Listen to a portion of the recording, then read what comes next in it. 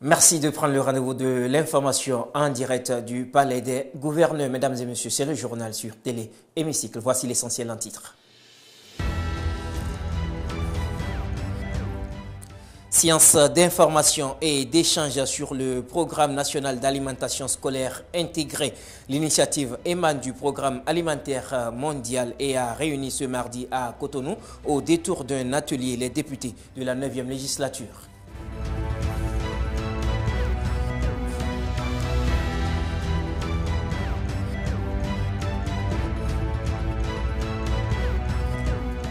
« 45e conférence des présidents membres de l'Union parlementaire africaine » à l'ouverture des travaux le jeudi 14 décembre 2023. Le président Loïc Béounou-Vlavonou a partagé avec ses pairs les positions et les expériences béninoises sur la lutte contre le terrorisme et le marché commun africain.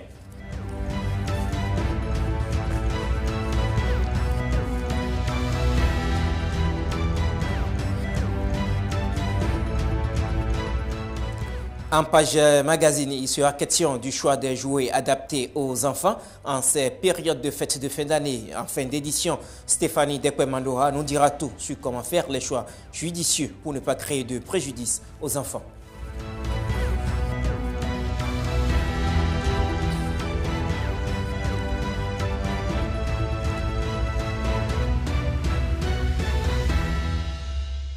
C'est un réel plaisir de vous retrouver, mesdames et messieurs. Le réseau des parlementaires béninois pour le numérique et l'identification des personnes renforce ses capacités depuis hier à Grand Popo. C'est à l'occasion d'un atelier organisé avec le soutien de l'ambassade de la République populaire de Chine à travers la société chinoise Huawei Technologies. L'ouverture des travaux présidée par le président de l'Assemblée nationale du Bénin a d'ailleurs connu la présence de l'ambassadeur de la Chine près le Bénin, Saturnin Diossou et Octave Adjou pour le compte rendu.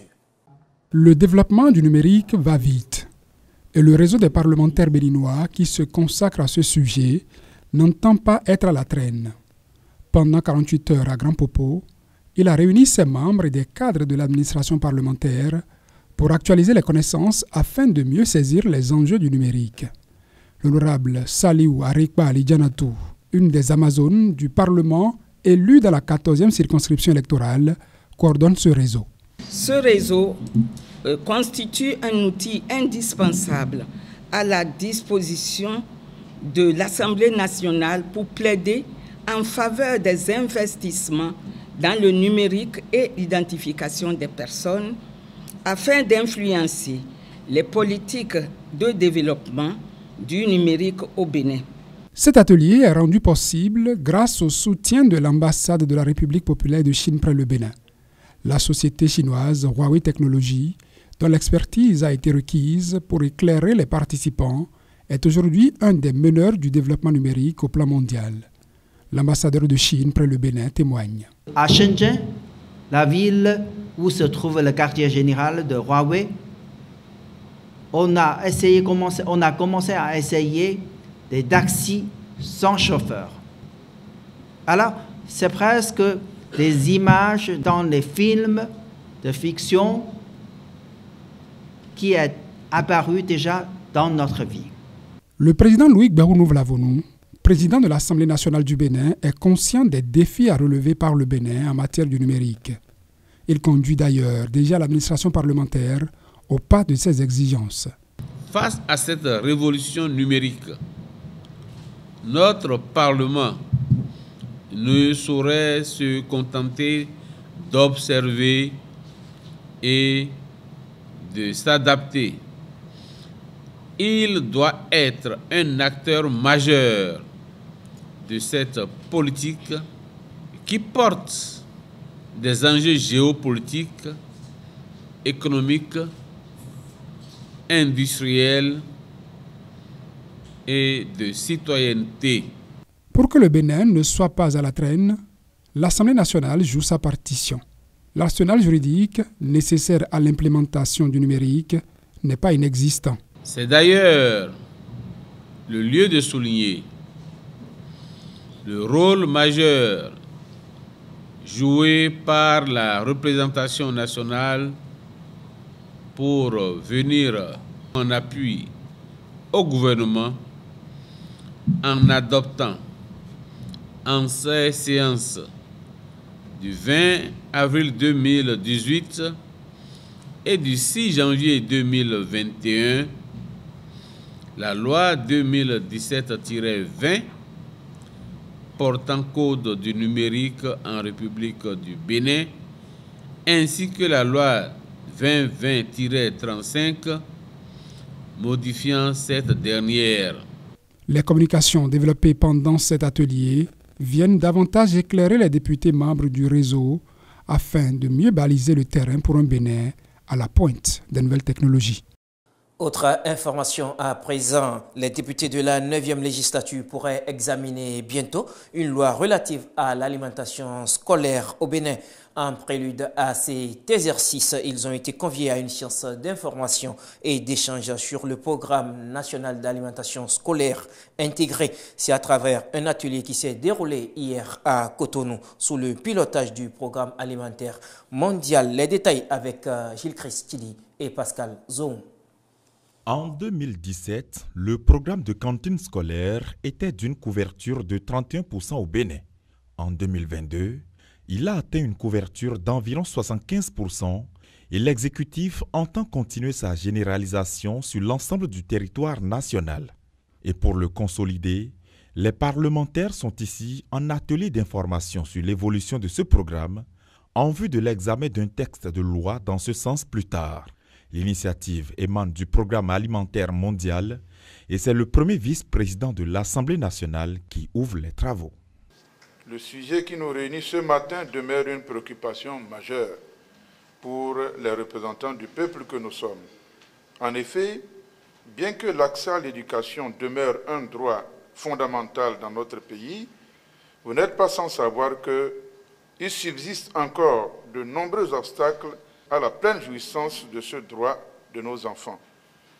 Dans les zones rurales, par exemple, et en dépit du fait que le gouvernement ait supprimé les frais de scolarité au niveau de l'enseignement primaire, les taux d'inscription de l'Afrique et de la fréquentation à l'école restent faibles. Tout au long de cet atelier, les députés ont été entretenus sur le fonctionnement du Programme national d'alimentation intégrée initié par le gouvernement, le mécanisme de fonctionnement et de gestion des cantines scolaires au Bénin au cours de ces dernières années et bien d'autres. Des moments d'échange entre les cadres techniques du domaine et les parlementaires à travers plusieurs panels de discussion. Une satisfaction pour le Programme alimentaire mondial. Je voudrais vous remercier pour votre participation à cet atelier qui a donc vocation à informer sur le programme des cantines scolaires, le programme national d'alimentation scolaire intégrée. Et là où nous sommes arrivés dans ce programme et les défis que cela pose pour solliciter donc les contributions de vous tous pour la mobilisation des communautés. Et pour la mobilisation des communautés par tous les acteurs, plusieurs recommandations ont été formulées au cours des travaux. La représentation nationale se dit déjà prête à jouer sa partition. Grâce aux différentes communications et aux débats qui ont suivi, nous sommes mieux informés des activités du Programme alimentaire mondial que nous appréhendons désormais les objectifs, le fonctionnement et la stratégie de mise en œuvre du Programme national d'alimentation scolaire intégré et que nous connaissons mieux les défis à relever pour assurer la pérennisation de ce programme. En vue de la pérennisation du programme de cantine scolaire, plusieurs perspectives sont envisagées au-delà de la tenue de cet atelier. Il s'agit entre autres de l'adoption d'une loi sur l'alimentation scolaire, le déploiement complet du plan d'action national de renforcement des capacités et de la feuille de route de renforcement des capacités pour les achats locaux.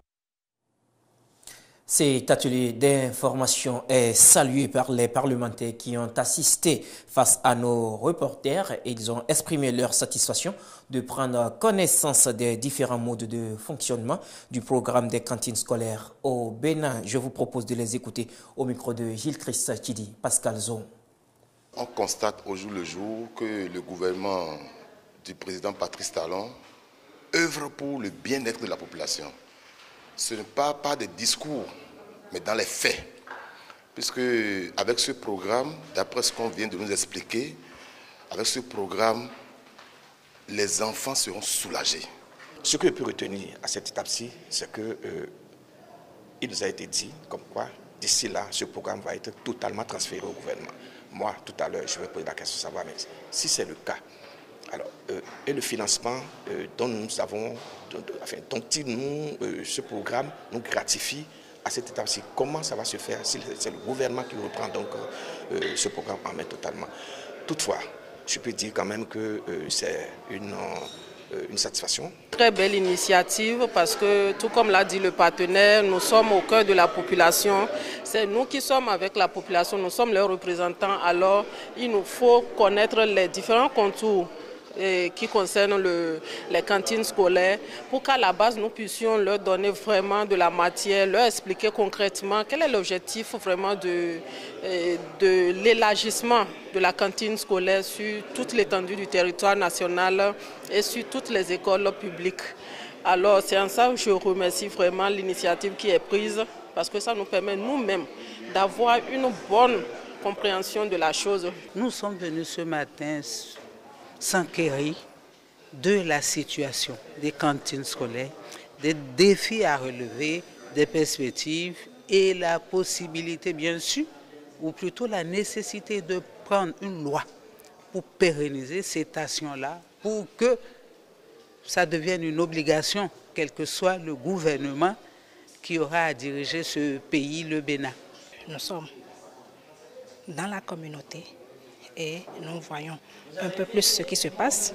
Nous ressentons comment ce programme est mis en œuvre, mais il est nécessaire que les responsables viennent nous expliquer un peu plus les procédures et autres. Voilà. Les cantines scolaires, leur mise en œuvre sur le plan national progresse, surtout qu'on a vu que il a eu un bond aujourd'hui sur ce plan et c'est un programme phare du gouvernement qu'il faudrait reconnaître.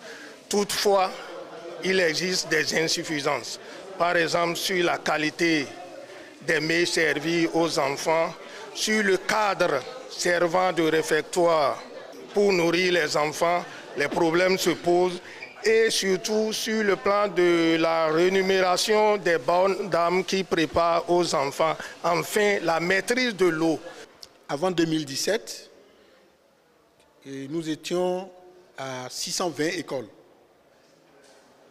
prises en compte dans la mise en œuvre des cantines scolaires,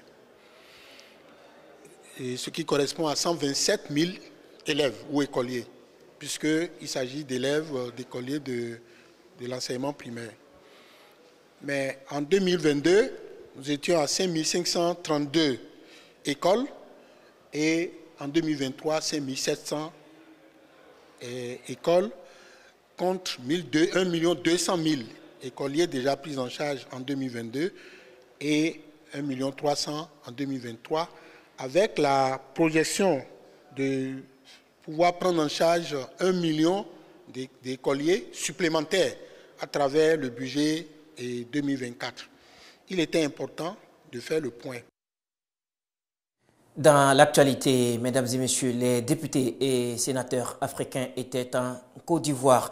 Le séjour de ces élus à Abidjan la semaine dernière, à l'invitation de l'Union parlementaire africaine, a été rythmé par plusieurs activités, dont la session du comité des femmes de l'Union. Il s'agit d'une rencontre des femmes députées et sénateurs des chambres de l'Union parlementaire africaine. Une session tenue le mercredi 13 décembre 2023 avec une active participation des Béninoises Latifou Boni, Kevin Ben Achawe et André Kilokossi.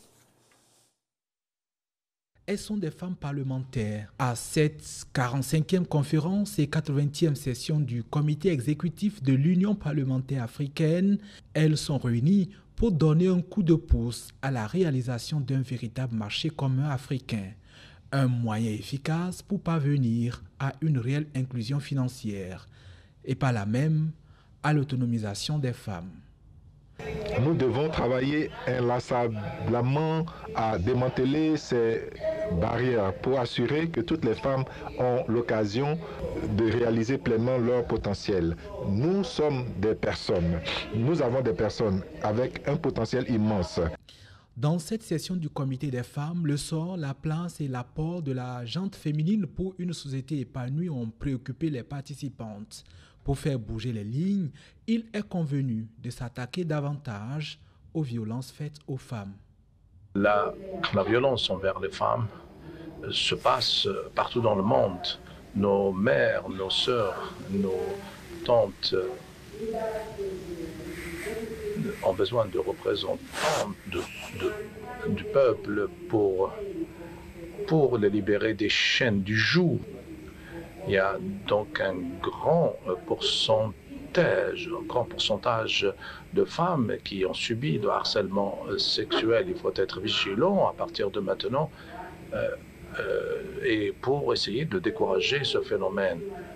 La mise en place des caucus des femmes parlementaires, l'une des recommandations du comité des femmes au Parlement africain. Une recommandation qui a permis aux participantes béninoises de partager avec leurs pairs les efforts et avancées de notre pays sous l'impulsion de Patrice Talon et de Luc Béonou-Vlavonou. Et ce projet a pour objectif, entre autres, de permettre aux élus béninoises de l'Assemblée nationale d'agir ensemble et en solidarité en faveur des femmes, de l'égalité des sexes et la prise en compte des genres par le travail parlementaire. Les femmes des parlements membres de l'UPA s'entendent pour promouvoir le rôle de la femme africaine dans la stimulation du commerce intra-africain. Dans cette visée, un projet de résolution a été adopté. Une recommandation a aussi été adoptée visant à soutenir les femmes qui souffrent des situations résultantes des coups d'État et des transitions dans certains pays. Recommandation qui insiste sur la bonne gouvernance et la gouvernance inclusive comme solution à la stabilité politique. 7. La jury a 8 voix et le Togo 7 voix. C'est l'Afrique qui gagne. Les élections qui ont sanctionné les travaux de cette session du comité des femmes ont permis de placer Dr Wassilat Tayeb du Parlement algérien à la tête du comité des femmes de l'UPA. La dernière grande activité qui a sanctionné la rencontre initiée à Abidjan par l'UPA du 11 au 16 décembre 2023 a été la 45e conférence des présidents des chambres membres africaines de l'UPA, une conférence de 2 jours ouverte le jeudi 14 décembre 2023 et qui a vu le président Loïc Béonou-Vlavonou partager les positions et les expériences béninoises sur la lutte contre le terrorisme et le marché commun africain. Latifou Boni, Kevin Benatchaoui et Andris Lokossi.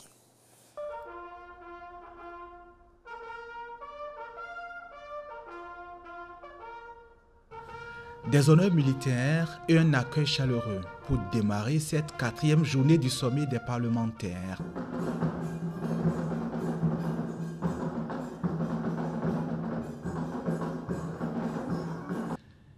L'UPA consacre ce jour à l'ouverture de sa 45e conférence et Luc Béonou-Vlavonou hier aux côtés de plusieurs autres présidents de parlements africains. La présidente du comité exécutif de l'organisation convie ses pairs à accentuer les échanges sur les mutations nécessaires pour une Afrique plus intégrée et solidaire.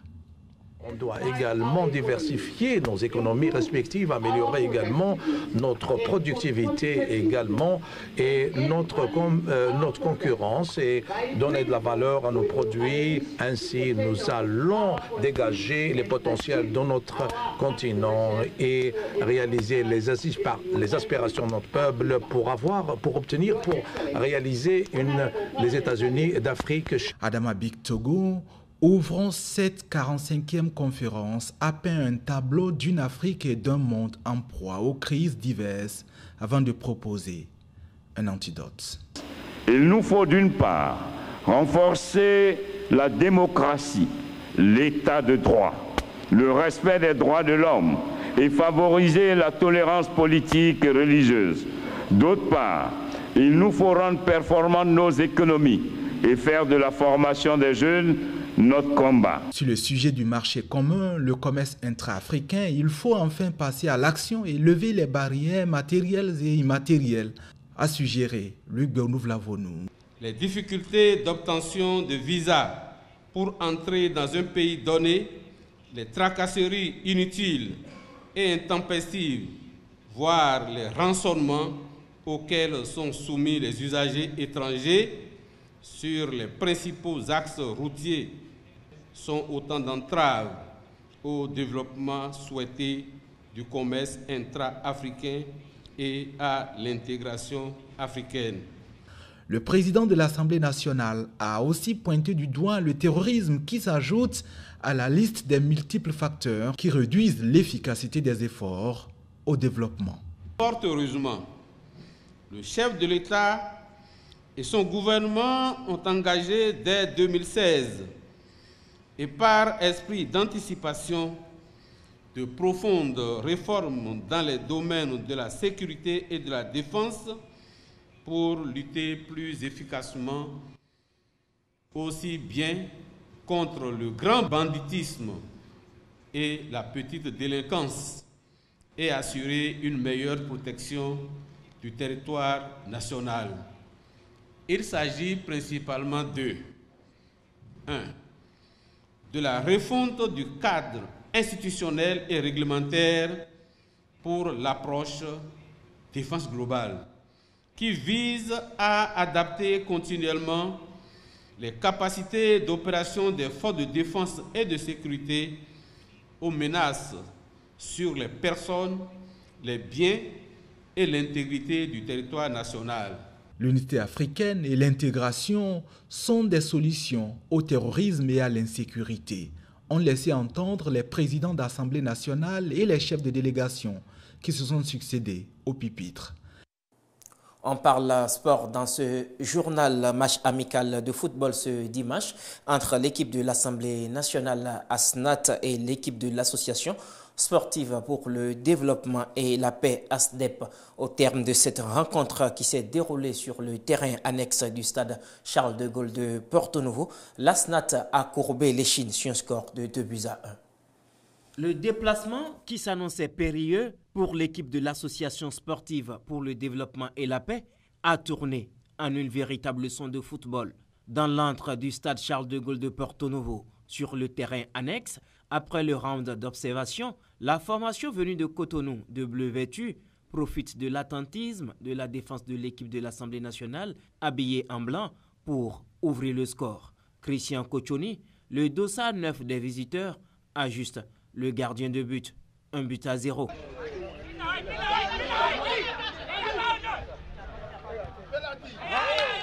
Le score restera inchangé jusqu'à la pause. Requinqués à la mi-temps, les Blancs retrouvent de l'agnac. Ils multiplient les offensives, mais pêchent dans le dernier geste.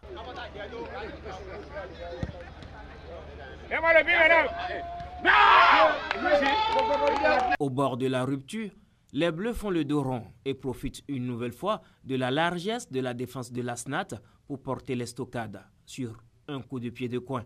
2-0.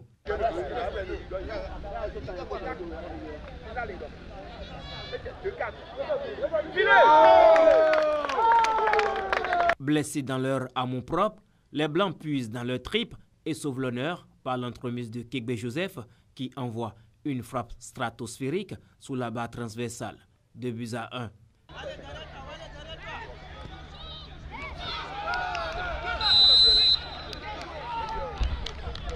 Les dernières velléités des Blancs pour revenir au score ont été infructueuses. L'arbitre siffle la fin du match et le coach de l'ASNAT parle de la contre-performance de son équipe.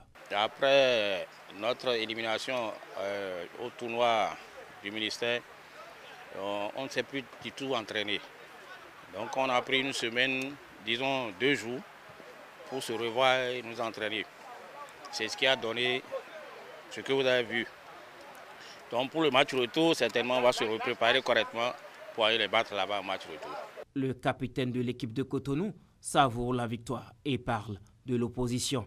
Le jeu était vraiment solide et tous les compartiments n'étaient pas favorables et on a su remporter. Vraiment, la joie était de notre côté.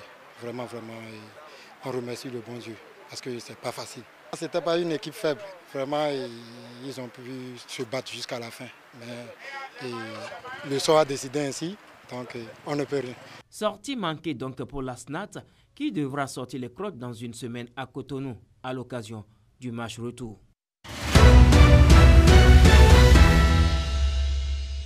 La 80e session du comité exécutif de l'Union parlementaire africaine tenue à Abidjan et l'atelier du renforcement de capacité du réseau des parlementaires béninois pour le numérique et l'identification des personnes sont les principaux sujets abordés par les canards ce jour.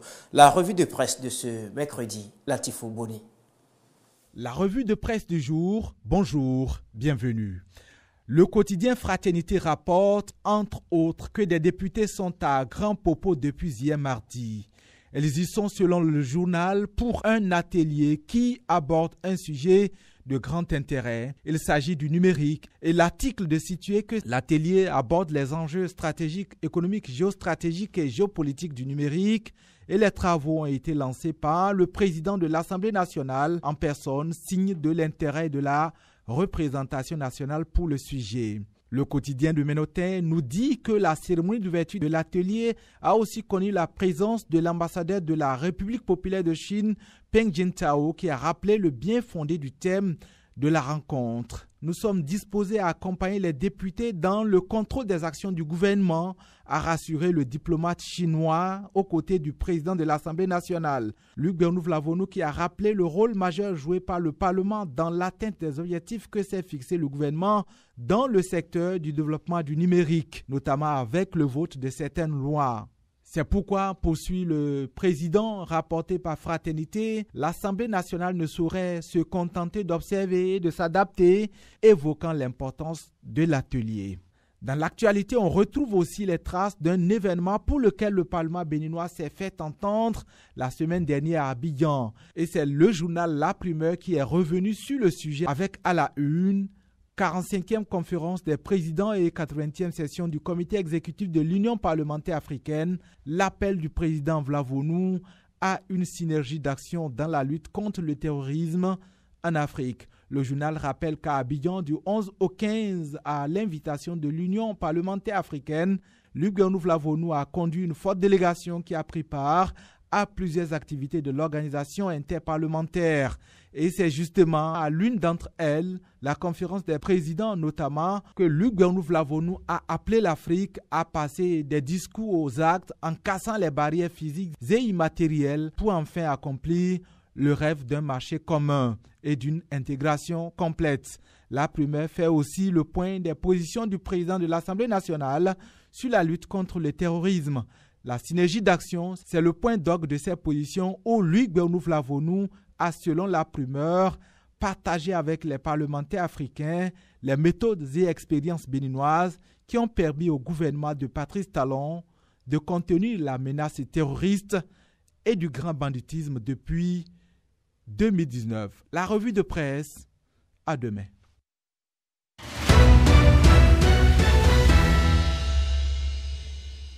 Nous sommes à quelques jours de la célébration de la fête de Noël et pendant cette période, les parents sacrifient à la tradition des achats de jouets afin de voir le visage de leurs enfants illuminé au cœur de chaque rayon de jouets.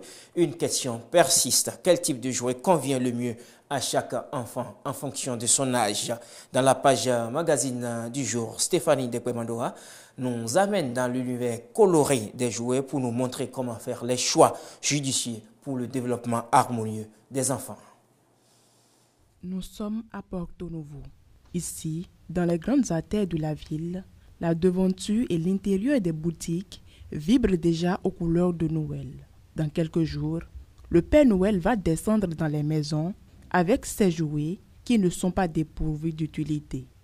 Le jeu est très important, bien le jouer, en ce sens où ça participe à l'éveil, à l'attention, à la concentration, développer la cognition, le savoir-vivre en société chez les enfants.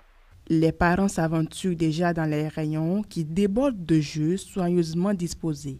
Certains ont déjà fait leur choix.